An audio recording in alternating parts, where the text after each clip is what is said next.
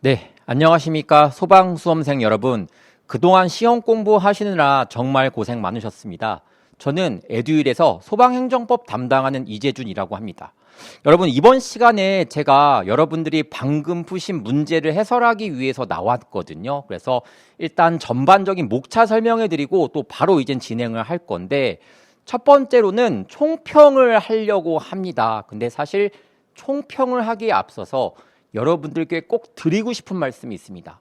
자, 여러분들 지금쯤 이 방송을 보고 있으신 분들이라고 한다면은 대부분이 이제 출제에 대해, 이제 시험 본 거에 대해서 한번 채점을 해보셨고 또 희비가 조금 엇갈리셨을 거라고 생각을 합니다. 근데 여러분들 일단 그 결과를 받아들이기에 앞서서 여러분들은 진정으로 존중받아야 할 분들이라고 하는 것은 변치 않거든요. 여러분 1년간 여러분들이 최선을 다해서 하고 싶은 거 못하면서 참고 또 먹고 싶은 거 못 먹으면서 참고 여러분들이 공부해온 것만으로도 정말 대단하고 존중받아야 될 분들이라고 생각을 합니다. 그래서 여러분들 일단 시험에 대한 결과에 대한 것보다 여러분 스스로를 좀 격려하셨으면 좋겠다는 생각을 충분히 합니다. 여러분들은 진짜 대단한 분들이시고요. 존경받아야 할 분들이 맞습니다. 그래서 저도 진심으로 여러분들께 대단하다는 말씀 드리고 일단 시작하고 싶었습니다. 그래서 일단 이번 시간에는 행정법에 대한 이야기를 한번 해볼 건데 첫 번째는 이제 총평에 대한 이야기, 전체적인 평가를 한번 해보고요. 두 번째로는 이제 문제를 해설을 해드릴 건데 해설할 때 뭐 처음 행정법 공부를 배우시는 분들이 보는 건 아니기 때문에 그냥 주요한 쟁점 위주로만 좀 설명을 드리도록 하고요. 또 그 다음에 지금 나온 행정법 시험을 토대로 앞으로는 또 어떻게 공부를 하셔야 되는 건지 뭐 그런 이야기 한번 해보려고 이번 시간을 마련했습니다. 자, 그러면 전반적인 총평을 내리게 되면은 우선 난이도는 여러분들이 체감 난이도라고 하는 것이 있지 않습니까? 제가 주변에 시험을 본 친구들한테도 몇 명 물어봤지만 대부분이 조금 어려웠었다 혹은 생소했었다라는 평가를 조금 했었습니다. 그럴 수밖에 없는 게 문제를 보게 되면은 일단 지문 길이가 상당히 길어졌습니다. 여러분 기존의 20문제에서 25문제로 늘어난 것도 여러분들한테는 어느 정도 부담이 될 텐데 거기 지문 길이까지 굉장히 길어지다 보니까 충분히 시간의 부족으로 이어질 수도 있는 테마였었기도 하고 두 번째로는 약간 생소한 판례들이 출제가 되었습니다. 보통 소방직 시험에서 난이도를 조절하는 방법 중에서 고난이도 문제 중에서 어떤 식으로 많이 출제를 하냐면은 평상시에 우리가 보는 법조문들의 단어 하나하나, 조사 하나하나, 서술어 하나하나 이런 식으로 약간씩 바꿔가지고 어렵게 내는 것이 일반적인 스타일이었었거든요. 그렇지만 이번 시험에서는 그런 경향이 조금 수그러들고 오히려 최신 판례 같은 것들을 위주로 내는 식으로 좀 변형이 되었습니다. 그래서 기존의 소방직 기출문제를 보셨던 분들이라고 한다면은 약간 생소하게 느껴질 수도 있는 그런 테마이기도 했었었고요. 그다음에 킬러 문제가 분명하게 존재를 하죠. 21번 문제는 손실보상과 관련된 테마인데 킬러 문제로서 출제위원 측에서는 틀리게 내게끔 만든 문제라고 생각합니다. 그럼 출제위원이 그냥 내는 게 아니라 문제마다 다 난이도를 생각을 해가지고 요 문제는 맞히게끔 내야겠다. 요 문제는 조금 헷갈리게 내야겠다. 요 문제는 틀리게끔 내야겠다. 라는 문제들이 구성이 되어 있는데 그중에 21번은 킬러 문제로 틀리라고 낸 문제였었습니다. 그래서 실제로 대부분의 수험생들이 이 문제를 맞추기가 좀 어려우셨을 거예요. 그래서 찍어서 맞춘 분들이 오히려 더 많았을 것이지 생각해서 맞춘 분들이 오히려 좀 적었을 것이라고 생각하고 있고 이런 문제는 틀려도 크게 여러분들 시험에 당락을 좌우하는 스타일은 아니기 때문에 평상시 여러분들이 보셨던 내용과 조금 심화 있는 내용들을 종합적으로 잘 이해하고 있으신 분들이라고 하면은 그래도 고득점을 노려볼 만했다라고 보시면 되겠습니다. 전반적으로 작년 시험에 비해서는 난이도가 좀 높았었던 건 사실이고요. 그 다음에 평상시 기출문제를 열심히 보고 이론을 이해하고 그 다음에 조금 깊은 판례들도 다뤄본 친구들 같은 경우에는 시험을 고득점 맞았을 수 있는 시험이었다고 생각을 합니다. 그럼 일단 문제를 하나하나 보면서 한번 해설해 보도록 하겠습니다. 1번 살펴보도록 하겠습니다. 자, 여러분들 1번 문제 행정기본법의 내용으로 옳지 않은 것은 이런 문제가 출제되었는데 행정기본법은 제가 따로 특강을 하기도 했었지만 그때 이렇게 말씀을 드린 적이 있었습니다. 행정기본법은 굉장히 중요한 문제이기 때문에 반드시 출제가 된다. 이렇게 단독으로 한 문제가 출제가 될 수도 있고 그 다음에 보기 속에 끼어서 들어갈 것은 분명하다라고 말씀드렸는데 이 문제에서는 그냥 대놓고 한 문제가 출제된 케이스라고 보시면 됩니다. 그래서 일단 1번 문제 보겠습니다. 행정에 대한 기간의 계산에 관하여는 민법 또는 다른 법령 등의 특별한 규정이 있는 경우를 제외하고는 행정기본법에 따른다. 여러분들이 이거 대충 보신 분들이라고 하면은 뭐가 틀렸는지를 모르실 수도 있습니다. 그렇지만 조금 꼼꼼하게 공부한 분들이라고 한다면요. 행정기본법에 있는 경우를 제외하고는 민법에 따른다가 정확한 표현이겠죠. 그러니까 요것과 요것을 바꿔서 설명하고 있는 그런 내용이라는 뜻인 거예요. 그래서 여러분들께서 항상 알고 있으시겠지만 법조문을 공부할 때는 제가 꼼꼼하고 자세하게 읽을 필요가 있다라고 제가 여러 번 말씀을 드렸는데 그런 문제들을 여러분들이 이런 문제를 풀 수 있게끔 하기 위한 능력을 키우자는 뜻이었었거든요. 그래서 그런 일환으로 나온 문제가 바로 이 1번 지문이다라고 보시면 되고요. 2번. 당사자의 신청에 따른 처분은 다른 법령에 특별한 규정이 있는 경우를 제외하고는 처분 당시의 법령 등에 따른다. 그렇죠? 여러분들 신청에 따른 처분은 신청시법에 따르는 것이 아니라 처분 당시의 법을 따른다는 거. 너무나 유명한 그런 법조문이고요. 3번과 4번은 뭐 읽어보시면 아시는 내용이겠죠. 그래서 이런 거 좀 서술어 같은 거 중시하시면서 보시면 되는 내용이고 공법상 계약 체결할 때는 역시 여러 가지 상황을 한번 또 이익 경량해봐야 된다라고 하는 법조문으로 이해하고 있으신 내용이면 되는 겁니다. 자, 2번 문제도 같이 한번 볼게요. 신뢰보호 원칙에 대한 설명으로 옳은 것은 이렇게 이야기합니다. 1번. 행정절차법은 처분의 방식으로 문서주의를 표방하고 있으므로 여기까지 맞는 이야기 하고 있고요. 행정청의 공적 견해 표명은 묵시적으로 표시되어서는 안 된다. 아니죠. 묵시적으로 표현이 되어도 상관이 없습니다. 그래서 우리 의사표현이라고 하는 것은 문서로서 해도 되고 그 다음에 구두로 해도 상관이 없고요. 그 다음에 제일 중요한 거는 묵시적인 의사표시도 충분히 신뢰보호 원칙의 대상이 될 수가 있다라고 한다는 점 여러분들 잘 알고 있으실 거라고 생각을 하죠. 그래서 2번. 신뢰보호 원칙은 공익 또는 제3자의 정당한 이익을 현저히 해칠 우려가 있는 경우에도 부정되어야 하는 것은 아니다.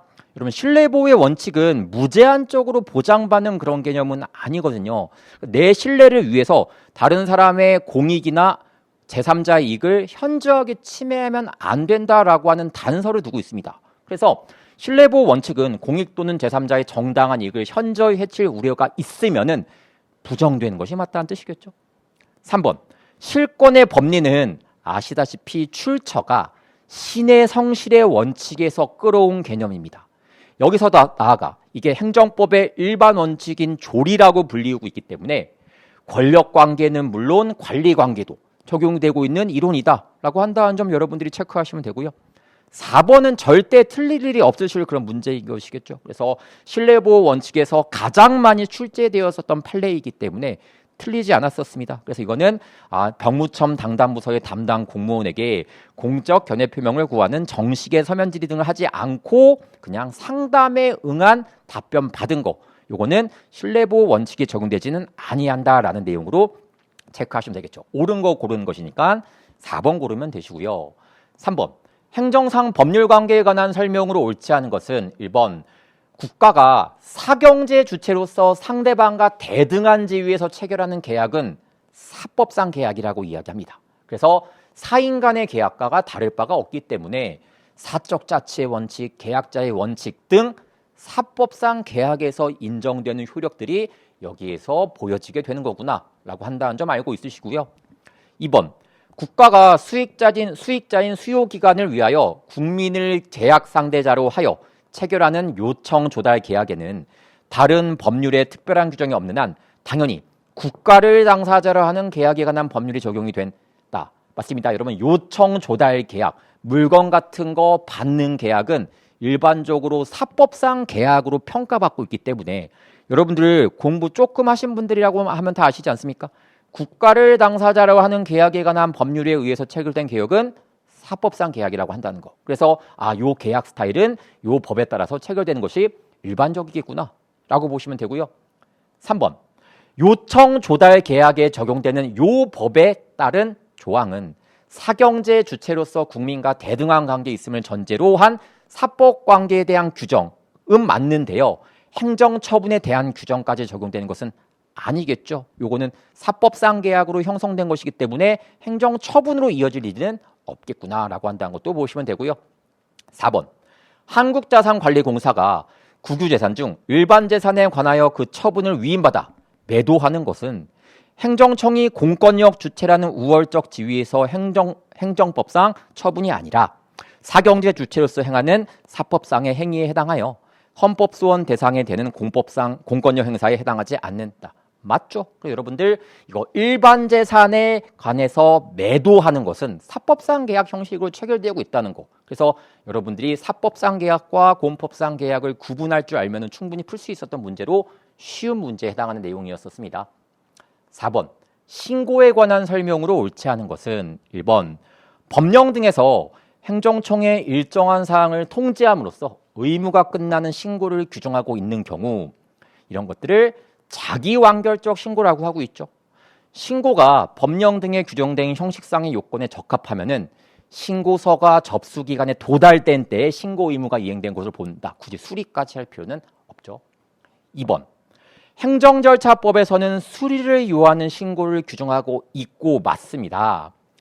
수리를 요하지 않는 신고를 규정하고 있죠. 여러분들 행정절차법에 신고라고 하는 규정이 있는데 이 신고라고 하는 규정은 수리를 요하지 않는 신고라고 한다. 너무 기본적인 내용이죠. 행정기본법에서는 수리를 요하지 않는 신고를 규정하고 있다. 사실 이 부분은요. 이 부분에서 완전히 틀린 내용을 이야기하고 있기 때문에 정답을 고르는 게 어려운 내용은 아니었습니다. 그렇지만 되게 아쉬운 거는 뭐냐면요. 행정기본법에 수리를 요하지 않는 신고를 규정하고 있다. 그러니까 수리를 요하는 신고를 규정하고 있어요. 행정기본법에는 수리를 요하는 신고를 규정하고 있으니까 서로 이게 반대되는 이야기를 하고 있는 내용이기 때문에 틀린 내용을 이야기하고 있는 건 맞거든요. 근데 아쉬운 거는 뭐냐면요. 요 조문이요. 행정기본법에 수리를 요하는 신고 규정이 3월 24일부터 시행되는 규정입니다. 다시 말해서 오늘은 3월 18일이기 때문에 현재 시행되고 있는 법조문이 아니에요. 제가 예전에 소방청에 전화를 해서 문의를 한번 한 적이 있었거든요. 3월 24일 날 시행이 되는 법조문도 공부를 해야 되는 것이냐 말아야 되는 것이냐에 대해서 제가 물어본 적이 있었는데 거기 담당하시는 분께서 3월 24일 날 시행되는 법조문은 시험 당시에 시행되는 법조문은 아니기 때문에 출제하지 않는다. 라는 말씀을 하셨는데 또 불구하고 요 법조문이 규정되어 있는지 아닌지를 물어본 것은 약간 소방청에 대한 불신을 심어주기에 너무 좋은 그런 문제라고 생각을 합니다. 여러분들 소방시험은요 국가시험입니다. 학원 강사들이 내는 모의고사 시험이 아니라 국가시험이고요.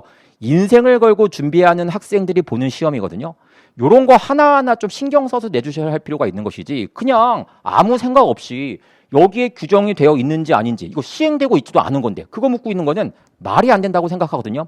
이런 것들은 출제위원분들께서 꼼꼼하게 검토하실 필요가 있고요. 또 출제위원이 검토한 추후에 소방청에서 문제 한번 검토해보지 않겠습니까? 검토하면서 찾아내야 될 사안들인데 못 찾고 있다는 것은 소방청의 신뢰를 떨어뜨린 일이라고 생각합니다. 이런 건 분명히 주의하셔야 할 거라고 생각하고 있고요.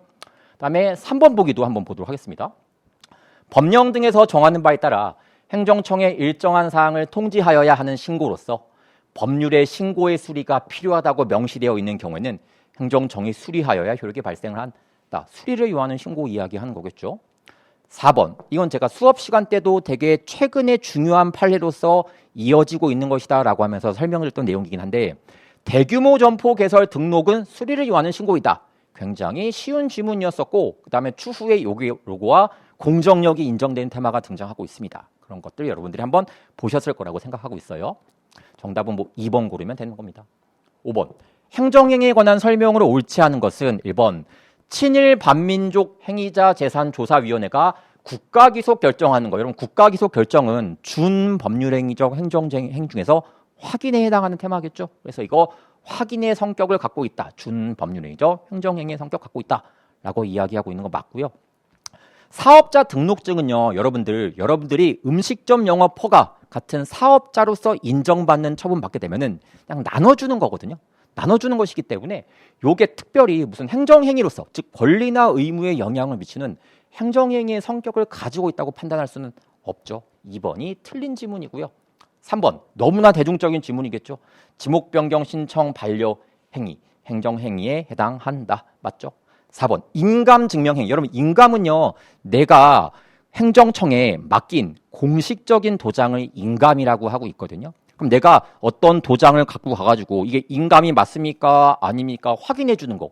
이게 그냥 권리나 의무에 영향 미치는 것이 아니라 그냥 인감이 맞다, 아니다만 확인하는 사실행위에 불과하겠죠. 그래서 이것을 현재 사용하는 인감에 대해서 구체적인 사실을 증명하는 것일 뿐이지 뭔가 권리나 의무에 영향을 미치는 테마는 아니니까 소송에서 법률상 이익은 없겠구나라고 보시면 된다는 뜻이겠죠.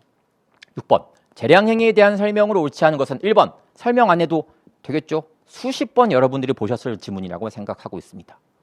2번, 행정청의 전문적인 정성적 평가. 여러분, 정성적 평가라는 말을 모른다라고 할지라도 전문적인 영역이라는 말 나오게 되면은 기본적으로 행정청한테 뭔가 생각할 수 있는 판단의 여지, 재량을 주고 있다라고 생각하시면 되겠습니다. 그래서 이거는 정성적 평가 결과는 전문적인 영역이기 때문에 사실 인정에 중대한 오류가 있거나 그 판단이 사회 통념상 현저하게 타당성을 잃어 불합리하다는 등의 특별한 사정이 없는 한 법원이 당부를 심사하기에 적절하지 않으므로 가급적 존중해 주어야 하는 것이 맞다라고 뜻으로 보겠죠. 그래서 이렇게 행정청의 전문적 판단은 사법부인 법원 입장에서는 가급적 존중해 주는 테마로 가는 거구나라고 한다는 거 여러분들 다 알고 있으실 내용이고요.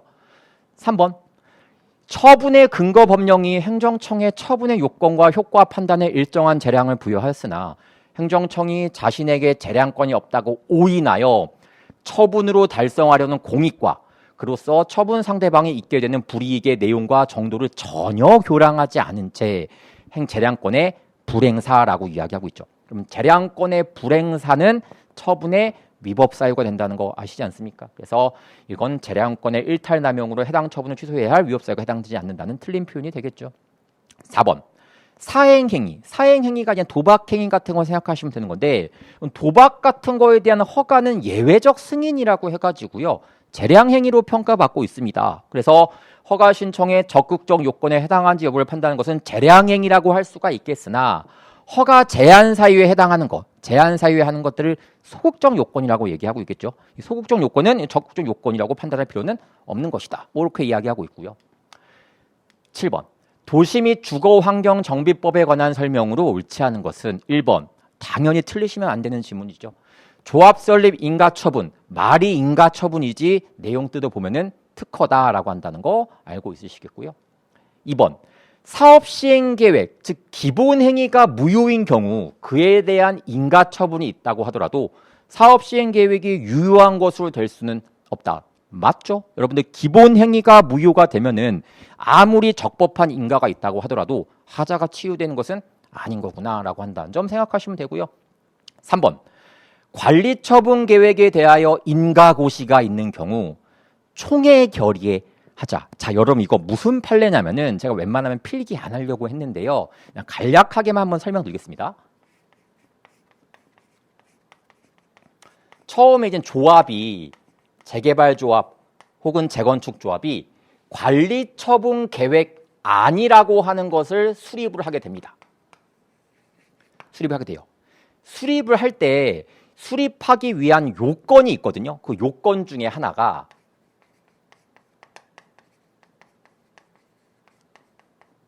조합원들이 모여있는 총회 결의에 일정 부분 이상의 동의를 해야지 이것을 수립할 수가 있게 됩니다. 근데 여기서는 총회 결의에 하자가 있는 상태, 즉 조합원들이 다 동의를 안 했음에도 불구하고 이 관리처분 계획안이 나오게 된 거예요. 그럼 이 관리처분 계획안은 위법하다라고 볼 수가 있다는 뜻이겠죠. 자, 이 상황에서 행정청이 이 관리처분 계획안에서 인가를 해주고요. 고시를 하게 되었습니다. 고시를 하게 되면은 이게 관리처분 계획 안에서 관리처분 계획으로 확정이 되게 돼요.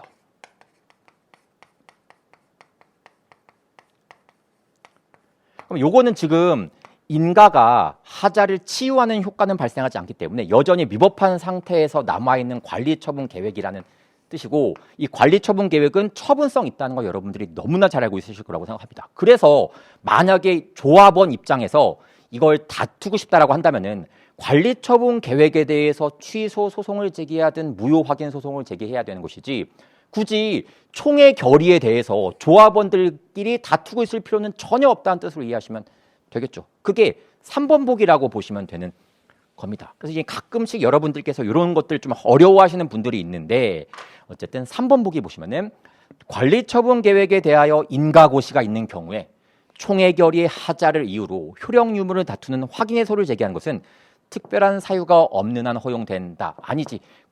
총회 결의의 하자를 이유로 다투는 것이 아니라 관리처분 계획에 대해서 다퉈야겠죠. 그래서 요건을 다투는 것이 아니라 이 처분을 다투라고 하는 것이 이 판례의 취지인 거구나 라고 한다는 점을 체크하시면 되고요. 4번.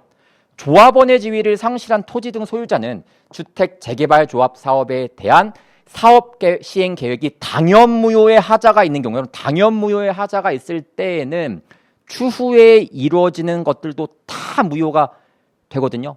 이런 무효에 대해서 한번 다툴 수 있는 기회를 주는 것이 맞다라고 이야기를 합니다. 그래서 분명히 이제는 사업 시행 계획이 마음에 안 들어서 떠난 사람들이거든요. 근데 이게 무효가 되면은 다시 이 지역으로 올 수도 있는 사람이기 때문에 한번 다툴 수 있는 기회를 주는 게 맞겠구나라는 판례로서 공부하셨던 거 기억하고 있으시면 되겠죠. 정답은 이제 옳지 않은 거 고르시는 내용이니까 3번 고르시면 되고요.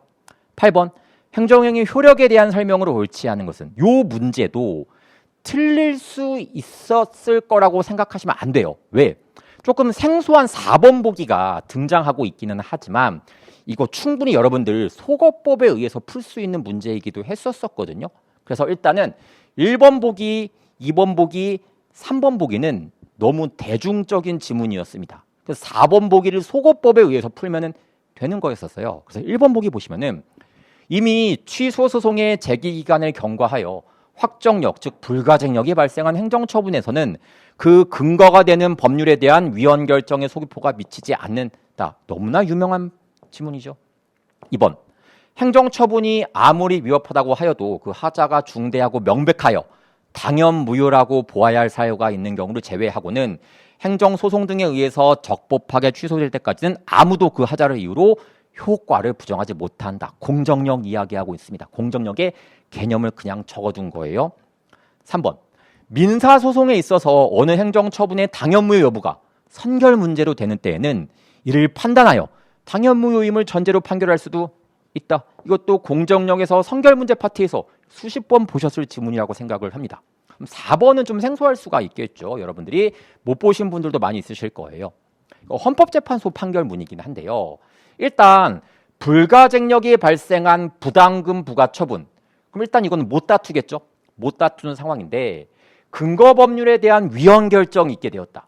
그럼 취소 사유라는 뜻인데, 취소 사유인데 불가증력이 발생했으면은 다투지 못합니다. 이때 후행 압류 처분이 있게 되었다라고 이야기를 하는 건데요. 자, 여러분 생각을 해보세요. 이거는 하자의 승계 문제이거든요. 앞에 불가증력이라고 하는 말을 쓰고 있지만 이건 사실 하자의 승계 문제입니다.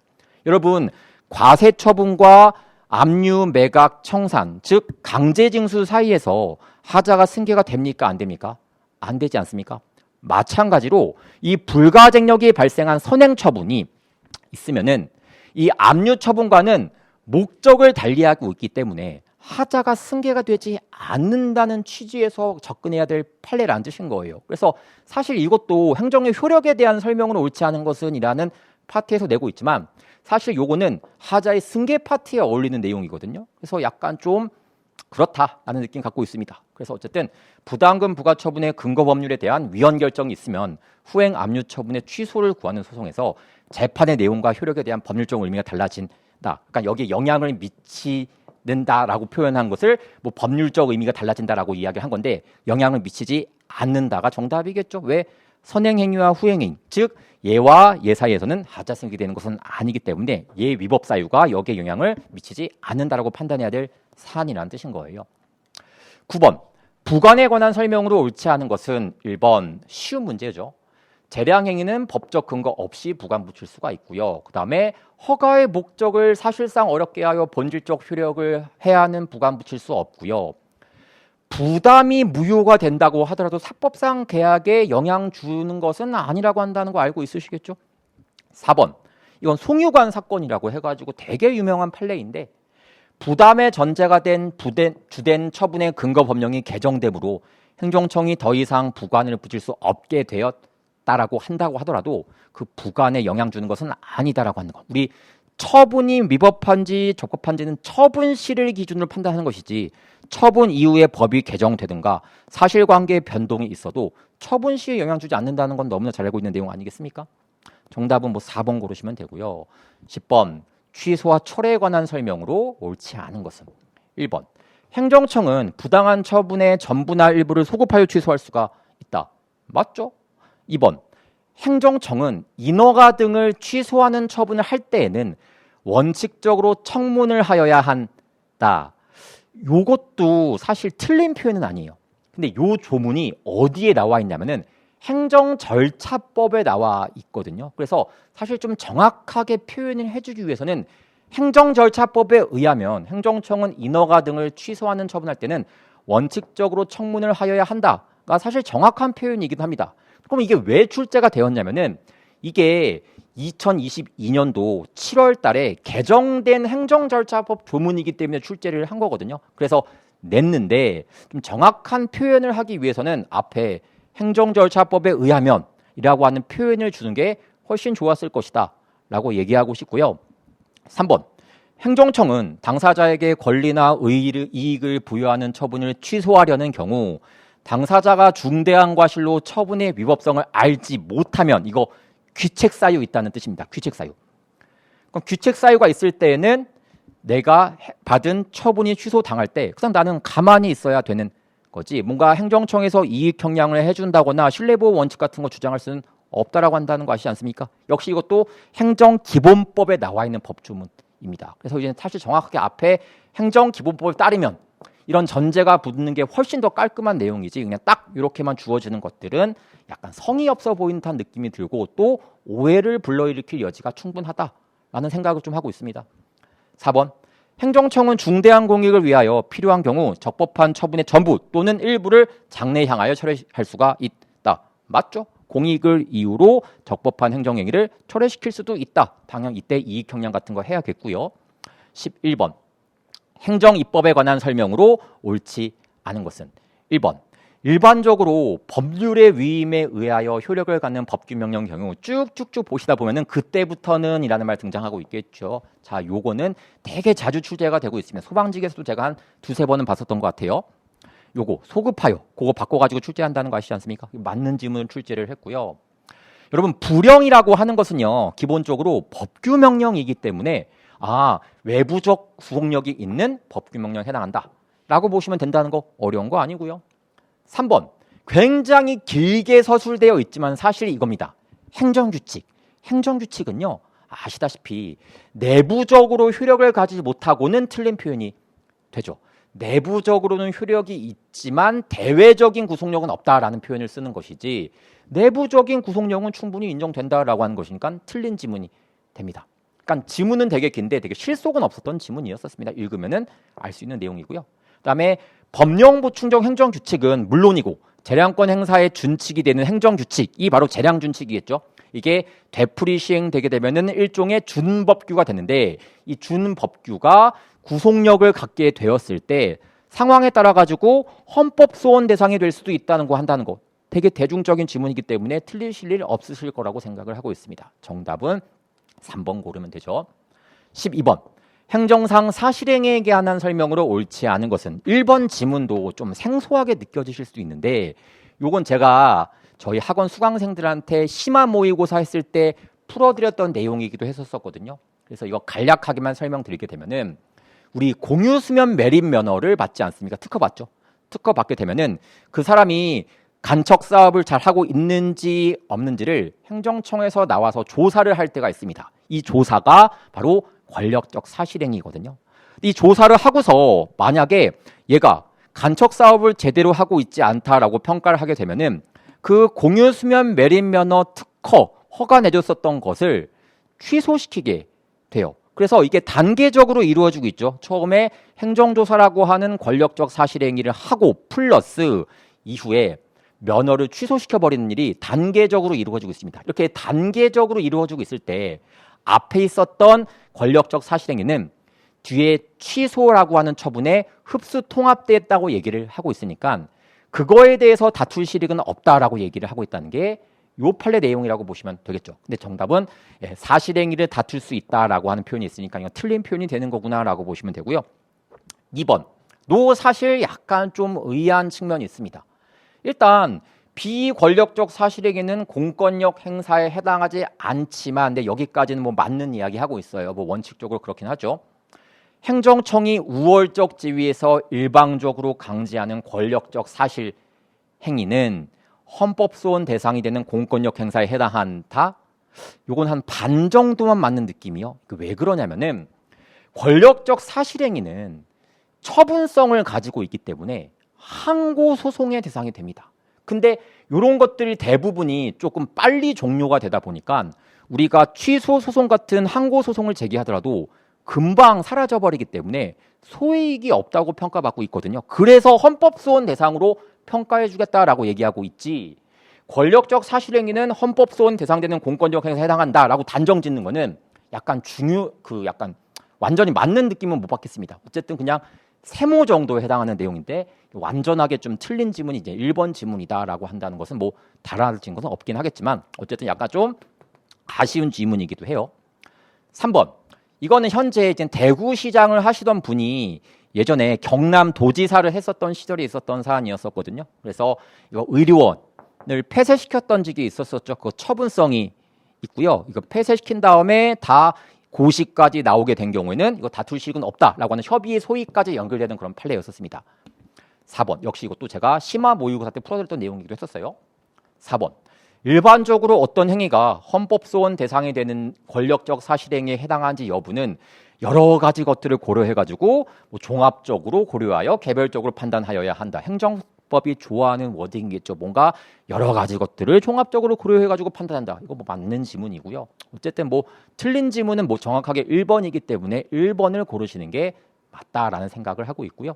13번. 행정계획에 관한 설명으로 옳지 않은 것은 여러분 행정계획을 하면서 이게 내용을 공고 및 공람에서 주민들한테 알려야 되는 건데 그거 안 하게 되면은 이 도시계획 결정이 위법하다라고 이야기를 하고 있습니다. 2번 4대강 살리기 마스터 플랜 이거 처분성 없다는 것은 잘 알고 있으신 대중적인 내용이죠. 3번 재건축 정비사업조합의 사업시행 계획은 행정주체의 지위에서 수립한 구속적 행정계획으로서 인가고시를 통해서 확정되면은 독립된 행정처분에 해당한다. 맞죠? 그래서 사업시행 계획이 인가고시하게 되면은 처분성을 갖게 되고요. 관리처분계획도 인가고시가 있게 되면은 처분성을 띄워버리게 됩니다. 4번 환경영향평가라는 테마로서 생각하시면 되겠습니다. 이런 환경영향평가를 안 거치고 처분하면 그 처분은 무효죠. 근데 환경영향평가를 거쳤지만 부실하게 거쳤으면은 그 처분은 적법하다는 거 아시지 않습니까? 그래서 사전 환경성 검토, 환경영향평가를 거쳐야 하는 행정계획이나 개발사업에 대해서 사전 환경성 검토를 거쳤대요. 거쳤다라고 하면은 부실하다고 하더라도 행정계획은 위법하게 된다는 아니라고 한다는 거 아시겠죠? 정답은 4번 고르시면 됩니다. 참고로 환경영향평가는 2022년도 소방직 시험에도 나왔었고요. 올해도 나왔었던 테마니까 자주 나오는 테마라고 한다는 점은 여러분들이 머릿속으로 생각하시면 되시겠죠? 14번 행정상 계약에 관한 설명으로 옳지 않은 것은 1번 행정청은 법령을 위반하지 아니한 범위 내에서 법률 우위 이야기하고 있죠. 행정 목적을 달성하기 위하여 필요한 경우에는 공법상 법률 관계에 대한 계약을 체결할 수가 있다. 공법상 계약은 기본적으로 법률 유보는 적용되지는 않을 수 있을지언정 법률 우위는 지키면서 체결되면 된다. 그 이야기하고 있습니다. 2번 공공계약이라고 하는 말은 사법상 계약으로 연결시키면 되는 테마인 거고요. 3번 여러분 국가랑 국민이랑 계약을 체결하게 되었을 때, 즉 행정상 계약을 체결하게 되었을 때 문서로 체결해야 합니다. 그래서 아무리 사적자치 원칙이 적용된다고 하더라도 법에서 지키라고 하는 테마는 지켜줘야 되거든요. 그래서 이것도 문서로 작성을 해야지 효력이 발생하는 거구나. 문서가 아니면은 계약은 무효가 된다라고 보시면 되겠죠. 그래서 계약서가 따로 작성되지 않았다고 하더라도 효력이 있다는 틀린 표현이고요. 4번 공공기관의 운영에 관한 법률에 따른 입찰 참가 자격 제한 조치, 이거 처분성이 있습니다. 예전에는 처분성이 없었던 시절도 있었었거든요. 근데 지금은 이게 법률에 근거해 가지고 하는 처분이 있기 때문에 처분성을 인정하고 있다라고 한다는 거 되게 중요한 내용이었었고요. 정답은 3번 고르면 됩니다. 15번 행정 절차에 관한 설명으로 옳지 않은 것은, 여러분들 의견 제출이라고 하는 것은 침익적인 처분을 하기 전에 처분 상대방한테 이야기 한번 들어보겠다는 건데요. 고시를 통해서 하게 되었을 때는 일반적으로 불특정 다수인들을 대상으로 하는 것이기 때문에 이야기를 들어보는 게 현실적으로 불가능하니까 우리 행정법 판례도요. 고시로 불특정 다수인을 상대로 침익적인 처분을 할 때에는 의견 제출 같은 거 기회를 주지 않아도 된다라고 이야기하고 있습니다. 쉽게 고를 수 있는 내용이죠. 2번 틀릴 일 없죠. 이거 입력 된데 도달되고도 본다. 확인 X라고 한다는 거 잘 알지 않습니까? 3번 우리 하자의 치유라고 하는 것은요. 언제까지 가능하다? 소송 제기 전까지 가능하죠. 근데 여기서 상고심 계류 중에 3심에서 계속 지금 심사 중이라는 뜻이거든요. 3심에서 심사 중은 여전히 소송 중이기 때문에 하자의 치유가 될 수 있는 시기는 아닌 거구나라고 한다는 것도 체크하시면 되고요. 4번 우리 거부 처분을 할 때도 이유 제시는 해줘야 되는데 이유 제시할 때 법 조문 같은 것은 약간 좀 대충 해도 되는 그런 느낌으로 가져가시면 된다고 말씀을 드리지 않았습니까? 그래서 거부하는 처분을 함에 있어 근거를 알 수 있을 정도로 상당한 이유를 제시하였다고 한다면은 구체적인 조항 및 내용까지 명시하지 않았더라도 괜찮기 때문에 처분이 위협하게 되는 것은 아니다라고 이야기하고 있습니다. 역시 2번, 3번, 4번도 대중적인 지문이었었기 때문에 1번 정답 고르는 거, 사실 1번도 대중적인 지문이죠. 정답 고르는 거는 문제 없으실 내용이라고 생각을 합니다. 공공기관의 정보 공개에 관한 법률에 관한 설명으로 옳지 않은 것은, 자, 우리 정보를 우리가 공공기관한테 청구할 수가 있는데 공개해달라고, 이때 공무원을 괴롭힐 목적으로 정보 공개 청구하는 것은 일종의 권리 남용에 해당한다라고 해가지고 이런 것들은 공개 청구권 행사를 막고 있습니다. 아시죠? 2번 정보 공개 청구권자에 해당하는 국민은 종류를 되게 넓게 보고 있기 때문에 자연인, 법인, 권리 능력 없는 사단, 재단도 포함되고 설립 목적 같은 것도 따지지 않는다는 거 아시죠?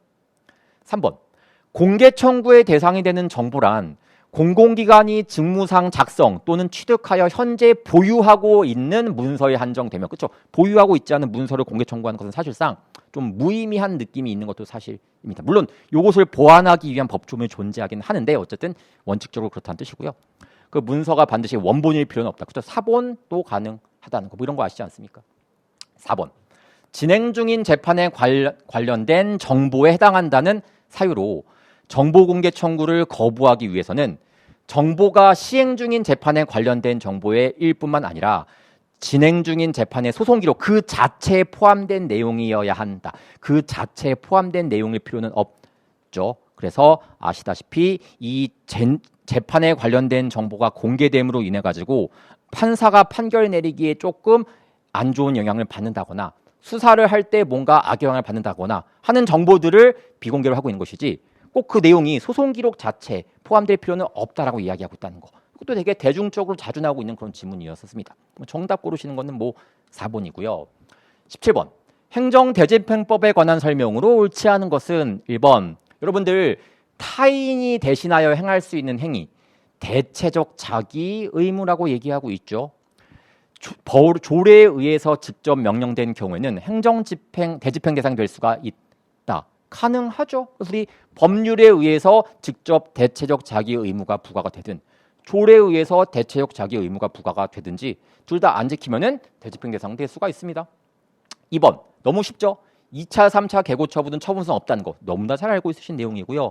3번 대집행에서 필요한 쓰인 그 비용은 국세징수법에 의해서 독촉, 압류, 매각, 청산에 의해서 징수할 수가 있다는 내용이고요.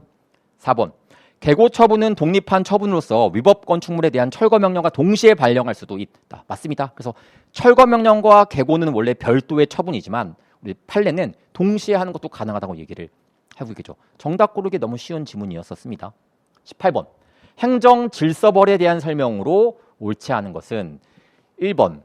과태료 부과와 형사처벌은 성질이나 목적이 다를 바가 없으므로 과태료 부과 처분 후에 형사처벌을 할 경우 이중처벌 금지 원칙에 반한다라는 이야기를 합니다. 사실 이 지문도요, 좋은 지문이 아니에요. 왜냐하면은 우리 과태료와 형사처벌이 대법원에 의하게 되면은 병과가 가능하다는 이야기를 하고 있고요. 헌법재판소에 의하게 되면은 병과가 불가능하다고 이야기를 하고 있거든요. 그러니까 물론 이 판례가 대법원 판례를 살짝 바꿔서 낸 내용이기는 해요. 그래서 대법원은 이중처벌 금지 원칙에 위반된다고 하고 있지 않거든요. 왜? 이거는 병과가 가능한 사안이라고 인식을 해버리는 것이기 때문에. 근데 요거는 헌법재판소에 의하게 되면은 요 태도가 틀린 태도는 아니에요. 그러니까 우리가 문제가 판례에 의함이라고 하는데 판례는 대법원에서 나온 판결문도 판례고요. 헌법재판소에서 내린 결정도 판례입니다. 그러면 이게 대법원 입장에서 봤을 땐 틀린 지문이지만 헌법재판소 입장에서 봤을 땐 맞는 지문일 수도 있는 거거든요. 그러니까 요거는 좀 좋은 지문은 아니다라고 보시면 되겠죠. 그러니까 이런 것들이 이제는 행정청의 그런 신뢰를 떨어뜨릴 만한, 그러니까 소방청의 신뢰를 떨어뜨릴 만한 그런 문제라고 생각하니까 좀 꼼꼼하게 내실 필요가 있다고 생각을 합니다. 2번. 과태료와 같은 행정질서벌은 행정질서 유지를 위한 의무의 위반이라는 객관적 사실에 대해서 과하는 제재이므로 현실적인 행위자가 아니더라도 법령상 책임자로 규정된 자에게 부과가 된다. 맞죠? 우리 이거는 판례도 있는 내용이기도 합니다만 법 조문에서요. 우리 법인한테 부과된 의무를 직원이 위반했을 때 누구한테 과태료가 부과되는 것이냐? 법인한테 과태료 부과된다고 하지 않습니까? 그러니까 실제 위반한 사람은 직원이지만 과태료 부과받는 당사자는 법인이라는 뜻인 거예요. 그래서 반드시 현실적인 행위자가 아닌, 즉 직원이 아니더라도 법령상 책임자, 법인한테로 부과가 되는 거구나. 3번. 쉽죠? 오인하고 오인한 거에 정당한 사유 있으면 과태료 부과하지 않는다. 2번, 4번. 질서 위반 행위 후 법이 변경이 되었는데 유리하게 변경이 되었대요. 자, 여러분 질서 위반 행위 규제법에서는 유리하게 변경되었으면은 행위시법 따르는 것이 아니라 신법 유리한 법을 따른다는 거 아시지 않습니까? 그래서 변경되기 전에 법률 적용하는 것이 아니라 변경된 이후에 법을 적용하는 게 맞다라고 보시면 되겠죠. 19번. 실효성 확보 수단에 대한 설명으로 옳지 않은 것은 소방기본법, 즉시강제에 해당하는 테마들이겠죠. 그래서 우리 긴급하게 출동할 때에는 이런 것들을 제거하는 것들, 즉시강제에 해당한다라고 얘기하고 있고요. 2번. 너무나 대중적인 질문.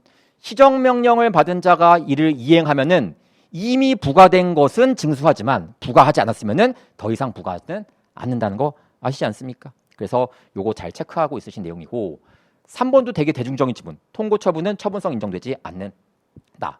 4번 대중적인 지문이죠.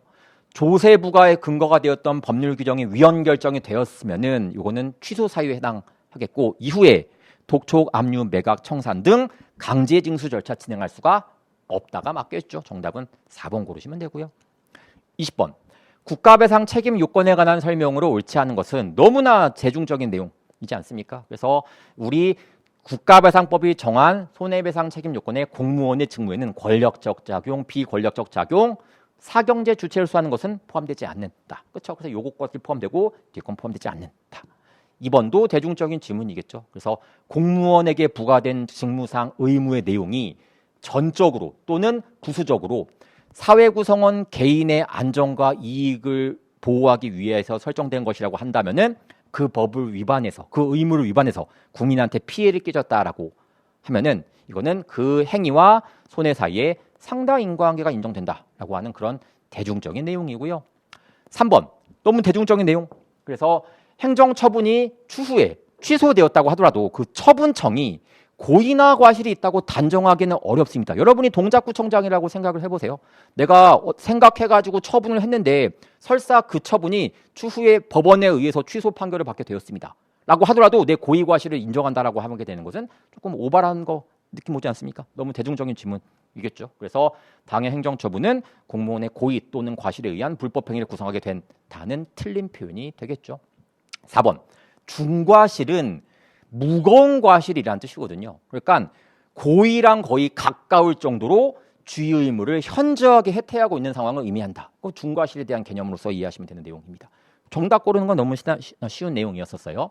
21번 킬러 문제였었습니다. 그러니까 이 문제는 아까도 제가 말씀드렸었지만 틀리라고 낸 문제로서 이해하시면 되고요. 오히려 찍었었던 사람, 뭔가 논리적으로 막 파고 들어가지고 보셨던 분들은 시간만 많이 소요를 하고 틀릴 확률이 오히려 높았을 텐데 오히려 그냥 아무 생각 없이 아예 그냥 오늘은 요거다라고 찍었던 사람이 오히려 맞출 수 있는 문제이기도 했었어요. 21번 행정상 손실보상 제도에 대한 설명으로 옳지 않은 것은 한번 접근은 해드리긴 하겠습니다. 이것도 사실 최신 판례 내용이기는 하거든요. 21년도 판례로 제가 기억하고 있는데 구 소하천법에 따라 소하천 구역으로 편입된 토지의 소유자가 자 보겠습니다.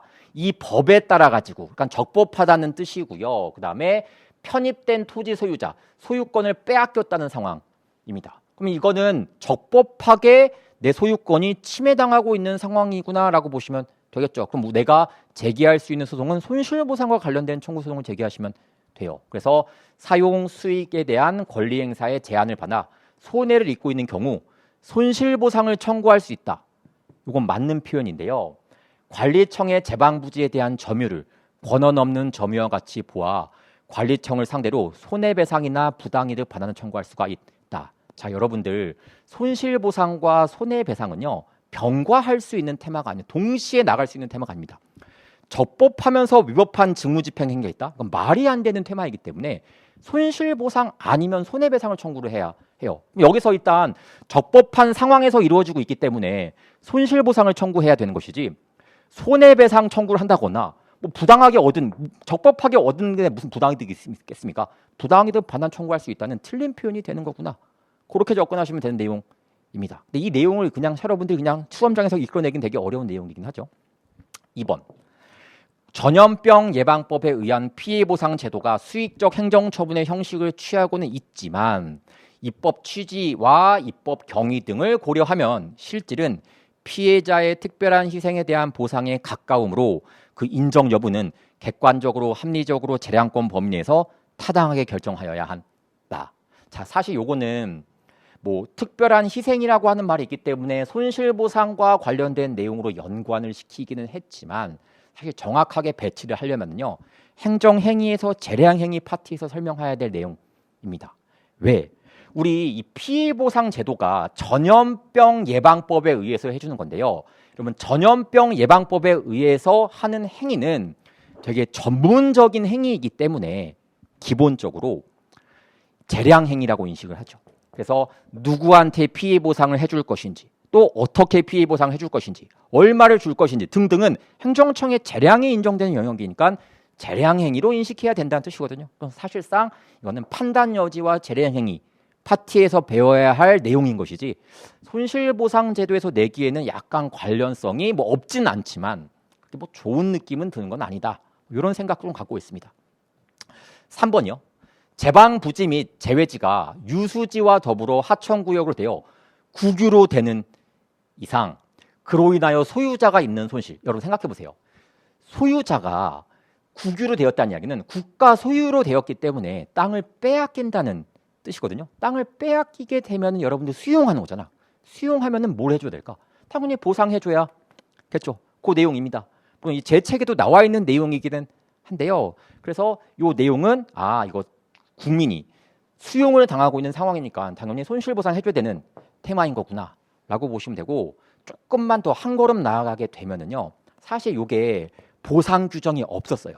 보상 규정이 없어서 다른 관련 규정을 유추 적용해서 보상해줬던 내용이기도 합니다. 좀 지엽적인 내용이고 아마 모르셨을 확률이 되게 높으신 판례일 거예요. 4번 국토의 계획 및 이용에 관한 법률에서 규정하는 도시계획시설 사업은 도로, 철도, 항만, 공항, 주차장 등 교통시설, 수도, 전기, 가스 공급 설비 등 공급시설과 같은 도시계획시설을 설치, 정비 또는 개량하여 공공복리를 증진시키고 국민의 삶의 질을 향상시키는 것을 목적으로 하고 있으므로 자체로 공공필요성의 요건이 충족이 된 물론 제 책에도 나와 있는 내용이긴 합니다만 아직까지 시험에서 많이 출제가 된 적은 없었기 때문에 좀 생소한 내용이실 거예요. 그러니까 이게 무슨 내용이냐면은 우리 어떤 사업이 공공 필요성이라고 하는 목적을 띠게 되면은 국민들의 재산을 사용할 수도 있고 수용할 수도 있고 제한을 할 수도 있습니다. 그렇죠? 그래서 이 사업 자체가 공공의 필요성을 띠고 있기 때문에 수용과 사용과 제한으로 연결될 수 있는 하나의 사안이라는 뜻인 거예요. 그냥 가볍게 보시면 되는 내용입니다. 22번 사례형 문제가 출제가 되었었죠. 자신이 소유한 모텔에서 성인 을과 청소년 병을 투숙시켜 이성 혼숙을 하도록 한 사실이 적발되어서 A도 관할 비군수 정으로부터 공중위생관리법에 따라 영업정지 3개월의 처분을 받은 갑이 처분의 취소를 구하는 행정심판을 구하는 경우 이에 대한 설명으로 옳지 않은 것은 이렇게 이야기합니다. 1번 본 사안은 이른바 행정심판 전치주의가 적용되지 않으므로 갑은 행정심판 거치지 아니하고도 곧바로 취소송을 제기할 수가 있다. 맞죠? 여러분들 행정심판은 본래 임의적 전치주의 사항이기 때문에 안 거치고 소송 제기해도 상관없습니다. 그렇지만 반드시 거쳐야 할 사안들이 몇 가지가 있죠. 그런 사안들이 뭐 세금과 관련된 사안이라고 한다던가 공무원 징계에 관련된 사안이라고 한다던가 도로교통법상 처분 같은 것들이 거기에 해당하는데 그런 케이스는 아니니까 영업정지니까요. 그런 케이스는 아니니까 행정심판 임의적 전치주의 사안이다라고 한다는 거 이야기하고 있고요. 정의 군수죠. 군수. 이 군수가 비도 관할에 속하고 있는 군수 아니겠습니까? 그러면은 얘 처분에 대해서 행정심판 제기가 되면은 A도 행정심판위원회를 간다는 거. 너무나 쉬운 내용이고요. 3번. 행정심판위원회가 갑의 청구를 기각하는 판결을 한 경우 갑은 재결서 정본을 송달받은 날부터 90일 이내 행정소송 제기할 수가 있다. 맞죠? 우리가 취소소송을 제기를 할 때 행정심판을 거친 경우에는 행정심판 재결서 정본을 송달받은 경우 90일 이내 소송 제기할 수 있다는 거. 유명하지 않습니까? 4번. 행정심판위원회가 갑의 청구를 인용하는 재결을 한 경우 정이 인용 결정의 취소를 구하는 행정소송을 제기할 수가 있다. 이게 누군데? 군수, 행정청이거든요. 여러분, 군수가 행정청이 소송 제기하는 거 가능하다, 불가능하다? 불가능하겠죠. 그래서 행정청이 소송 제기하는 케이스는 아니기 때문에 이렇게 재결에 불복해서 행정청이 소송 제기할 수 있는 것은 판례에 의해서 반박되고 있는 그런 사안이라고 보시면 됩니다. 23번. 소송법에 따른 법률사항 이익에 관한 설명으로 옳지 않은 것은 1번.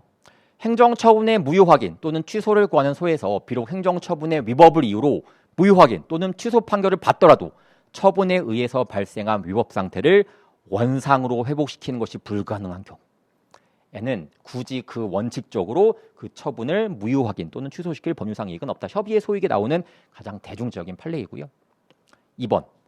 행정청이 한 처분 등의 취소를 구하는 것보다 실효적이고 직접적인 구제 수단이 있음에도 처분 등의 취소를 구하는 것은 특별한 사정이 없는 한 분쟁의 유효적절한 수단이라고 할 수가 없어 법률상 이익이 없다. 이것도 제가 심화 모의고사 때 풀어드렸던 내용이기도 합니다. 그래서 우리가 행정처분에 대해서 취소소송을 제기하는 것보다 더 효율적이고 실효적인 구제 수단이 있다라고 한다면은 그걸 통해서 소송 제기하면 되는 것이지 굳이 취소소송을 제기하지 말라라는 뜻으로 이해하시면 되는 판례라고 말씀드렸었고요. 3번. 틀릴 리가 없겠죠. 너무나 자주 나오는 판례 아니겠습니까? 그래서 비록 임기의 기간이 만료되었다고 하더라도 월정 수당, 즉 돈 받을 수 있는 권리를 위해서 소송의 제기를 인정해 줬었던 사안이라고 한다는 거 아시지 않습니까? 4번. 처분이 취소가 되게 되면은 그 처분은 사라져 버리는 것이기 때문에 그 처분에 대해서 소송 제기할 실익은 없어지게 되는 거구나라고 보시면 되겠죠. 그래서 협의의 소액 파티에서 나오는 내용들이다 라고 한다는 점 여러분들이 체크하시면 되는 내용들입니다. 24번.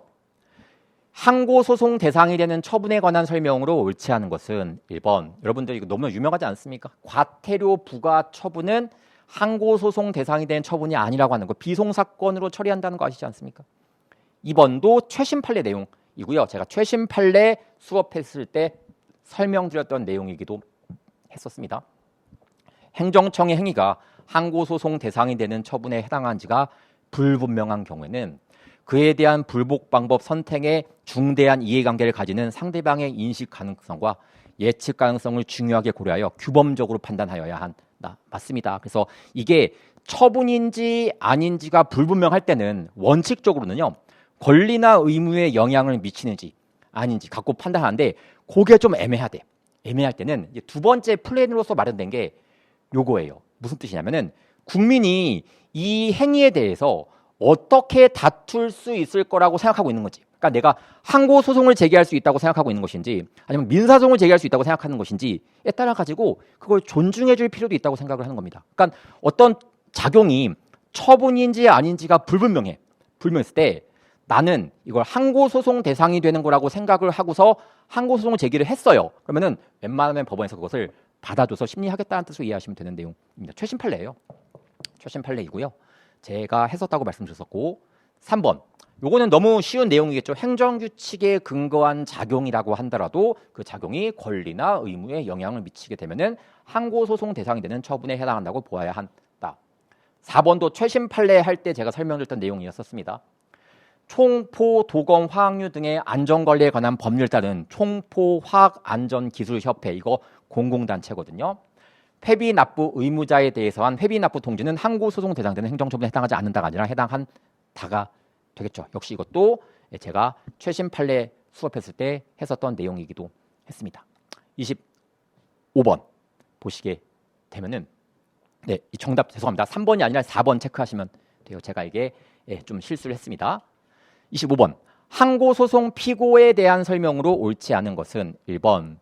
항고소송의 피고는 처분을 한 행정청, 처분청을 피고로 한다는 거 아시지 않습니까? 그래서 항고소송은 원칙적으로 소송 대상인 처분 등을 외부적으로 그의 명의로 한 행정청을 피고로 하여야 하는 것이다.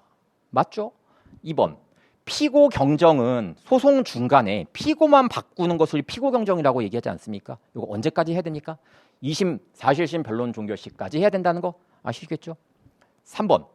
처분 등이 있은 뒤에 처분 등에 관계되는 권한이 다른 행정청에 승계된 때에는 처분 등에 대한 사무가 귀속되는 국가 또는 지방자치단체를 피고로 하는 것이 아니라, 여러분, 항고소송에서의 피고는 행정청이겠죠. 그래서 승계가 되었으면은 그 승계받은 행정청이 피고되는 것이지 국가나 지자체가 피고되는 것은 아니라고 한다는 거요. 4번. 대리기관이 대리관계를 표시하고 피대리 행정청을 대리하여 행정처분을 한 때에는 정상적으로 대리행위를 했다는 뜻이거든요. 누가 피고가 될까? 피대리 행정청이 피고가 된다.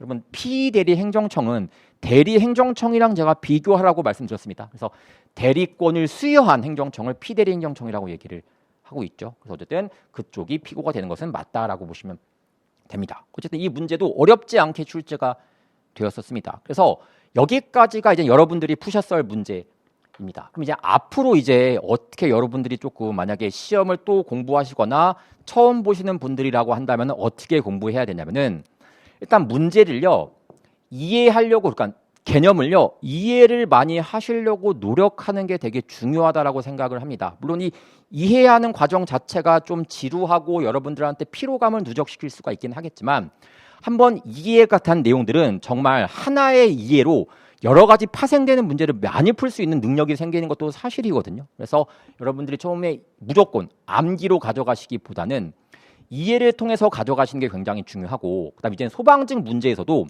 최신 판례가 출제가 되기 시작했습니다.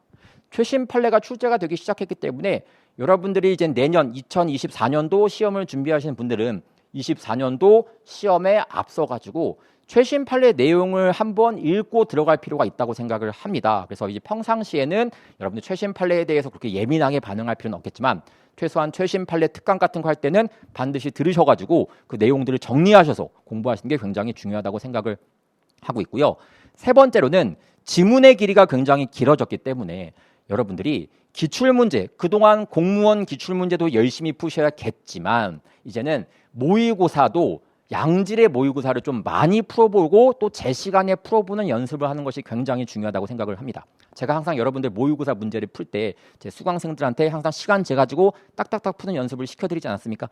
그런 연습을 하셔야 된다는 뜻인 거예요. 그래서 여러분들이 시간 내에 풀어보는 연습을 꼼꼼하게 하고, 또 틀린 거에 대해서 정확하게 기본서와 기출문제를 통해서 회독하고, 또 비교적 생소한 지문들도 나중에 모아서 한 번 정도 읽어보는 연습을 하셔서 공부하시면은 24년도 시험에서도 좋은 성과를 거두실 거라고 생각을 합니다. 어쨌든 내년 시험도 이젠 그런 식으로 준비하시면 된다는 말씀이고요.